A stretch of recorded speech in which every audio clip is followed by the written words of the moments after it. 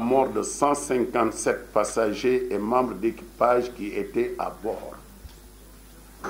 En ces douloureuses circonstances et au nom de la solidarité africaine, au nom du Parlement de la CEDEAO, nous nous inclinons devant la mémoire des personnes décédées et présente nos condoléances les plus attristées aux familles éplorées. Sur ce, je vous exhorte d'observer, de vous lever, d'observer une minute de silence et de méditation à la mémoire des disparus.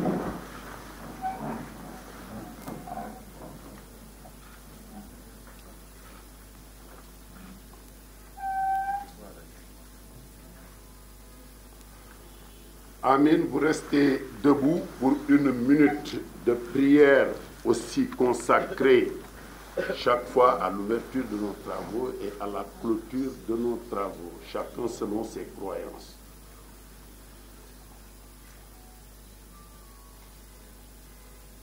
Amen, chers frères.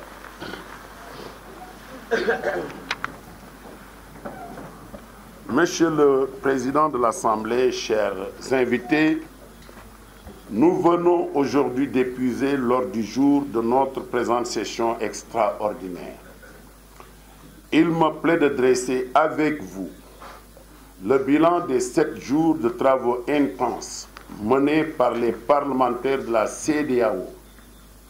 En effet, notre session extraordinaire a été portée essentiellement sur l'examen du programme annuel d'activité au titre de l'année 2019, l'adoption des termes de référence des réunions délocalisées des commissions permanentes prévues au cours du premier semestre de l'année 2019 et l'exploitation des résultats des travaux du séminaire parlementaire relatif à la monnaie unique de la CEDEAO. Sur l'ensemble de ces questions, nous nous sommes félicités des fructueuses délibérations qui attestent encore une fois de l'engagement des députés communautaires dans le renforcement du processus d'intégration régionale. Il ne peut en être autrement, car nous savons à quel point les populations que nous représentons ont hâte de voir se réaliser enfin le rêve des pères fondateurs de la CEDEAO, à savoir un espace sans frontières où circulent et vivent librement les citoyens de nos 15 États membres longtemps victimes de la balkanisation issue de la colonisation. Il relève donc de notre responsabilité de veiller à la prise en compte des profondes aspirations des populations de la sous-région. C'est sur cette base que les parlementaires de la CEDEAO ont adopté une résolution sur la monnaie unique après la déclaration dite de Dakar sur le même point. Cette forte résolution, issue des résultats des travaux de notre séminaire consacré à ce sujet, déclare sans détour le soutien du Parlement à l'avènement de la monnaie unique. À travers elle, les députés communautaires, tout en saluant la démarche graduelle adoptés par les chefs d'État et de gouvernement, ont nettement appelé à dépasser les hésitations et les tergiversations en demandant le respect de l'échéance 2020, fixée pour voir la réalisation de ce vieux rêve légitime des populations ouest-africaines. J'ai la forte conviction que les chefs d'État et de gouvernement de la CEDEAO seront sensibles à cet appel du Parlement et qu'ils saisiront cette opportunité pour ouvrir une nouvelle page de l'histoire de l'intégration ouest-africaine à travers l'adoption de cette monnaie unique.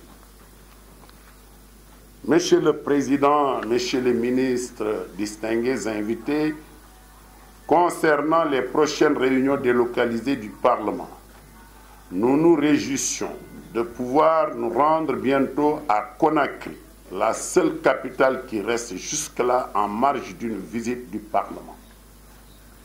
Le sujet qui sera traité, à savoir l'emploi des jeunes dans la région ouest-africaine à travers l'entrepreneuriat, traduit encore une fois notre préoccupation pour la frange la plus importante de notre population.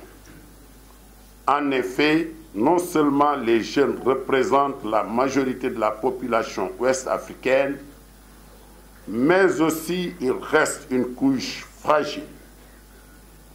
Devons-nous dormir en ces temps de violence et de prolifération de l'extrémisme violent? Je voudrais parler du terrorisme, du trafic de drogue et du trafic d'armes. Ces véritables fléaux dont le terreau privilégié reste l'ignorance et l'extrême pauvreté frappent particulièrement les jeunes.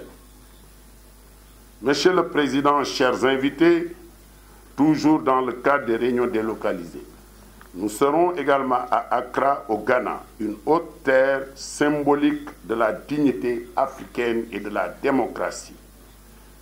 La patrie de feu docteur et président Kwame Nkrumah, qui déclara déjà, je cite, « l'Afrique devra s'unir ou périr », et dont la vision continuera à nourrir et guider toutes les générations africaines. Nous traiterons là-bas d'un thème tout aussi important, à savoir la problématique de l'implication du secteur privé dans le financement des programmes et projets communautaires. Sans aucun doute, la libéralisation des échanges, la levée des divers obstacles à la libre circulation des personnes, des biens et des services et le droit d'établissement et bientôt l'avènement de la monnaie unique constituent des facteurs importants de motivation du secteur privé. Il est donc assez opportun de s'interroger et d'interroger les hommes d'affaires de notre sous-région sur leurs apports à la mise en œuvre des programmes et projets communautaires. Monsieur le Président, distingués invités, c'est dire qu'en attendant notre prochaine session ordinaire de mai 2019, nous avons du pain sur la planche. Notre session attend en effet des rapports et des recommandations pertinentes de ces différentes réunions afin d'alimenter des délibérations. Honorables députés, chers collègues, au moment où nous achevons les travaux de notre session extraordinaire, je voudrais, en votre nom à tous, renouveler nos félicitations à leurs excellences, les présidents Macky Sall du Sénégal et M. Muhammadu Buhari de la République du Nigeria fédéral, réélus respectivement président de la République du Sénégal et président de la République fédérale du Nigeria. En veillant à l'organisation des scrutins transparents, jugés crédibles par tous les observateurs, ils ont fait honneur à notre région et assurément donné l'espoir à nos peuples qui ne cessent d'exiger légitimement que leur choix libre exprimé soit respecté. Nous osons espérer que ces progrès démocratiques se poursuivent, car là où ne règne pas la démocratie, il n'y a point de liberté, et sans liberté, pas de stabilité, donc pas de paix.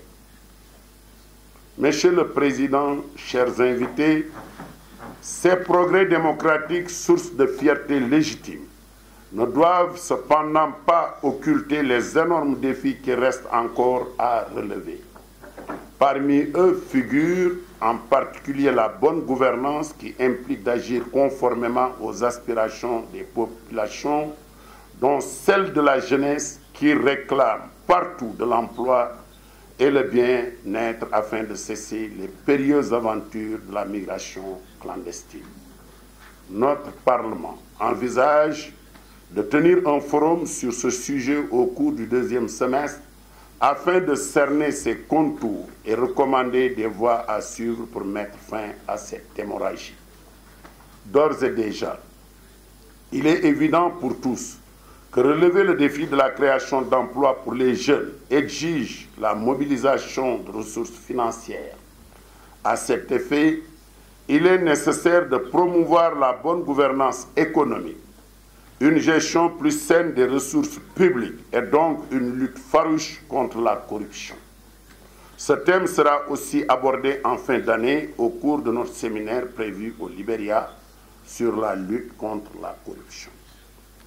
Monsieur le Président, chers invités, comme vous le constatez, au moment où notre 4e législature aborde sa dernière année, Notre ambition est d'aborder les questions essentielles qui touchent à la vie quotidienne des populations ouest-africaines que nous représentons. Avec notre engagement, avec le soutien constant des autorités de nos différents États, je ne doute pas que nous réaliserons cette ambition pour l'Afrique et l'Afrique de demain.